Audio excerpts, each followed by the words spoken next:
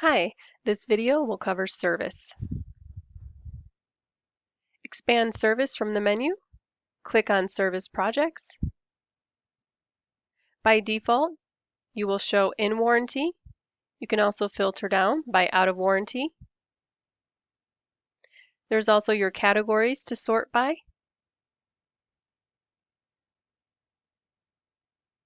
Top column titles are also clickable to sort. If you're ready to create a new service project, go over to the cogwheel, click on New Project, and fill out that project's requested information.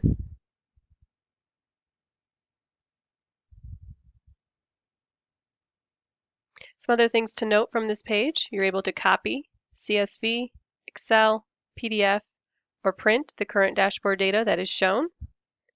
You can also click on Edit Layout. You can drag and drop the order of which your columns appear.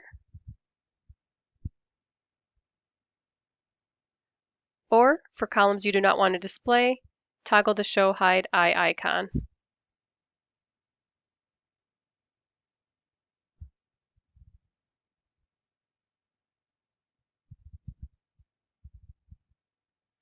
Also, under our Service section, we have Service Work Orders. You can filter down by any of these filters: Not Scheduled, Scheduled, In Progress, Complete, Invoice, Canceled, or Archived.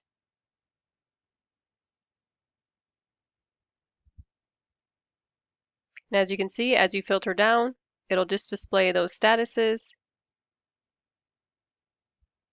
If you go over to the cogwheel, there's also other available options. Also those icons for copying CSV, Excel, PDF, and printing all the dashboard data. You can click on the plus to add a new work order and choose the type as service. You can also adjust and edit the layout of this dashboard view. Drag and drop the order, or again, toggle the eye icon to turn off columns that you do not want to display.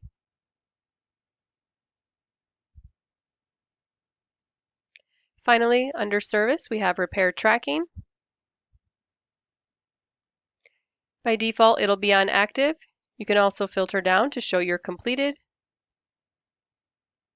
And to add a new repair ticket, go over to the cogwheel, click on New Service Repair. Choose your project. Choose the user.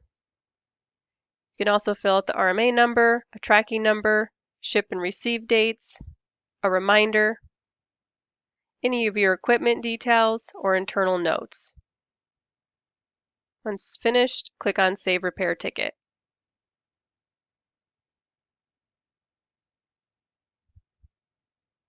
That covers our service section. Join us for other videos as we cover each section of the software.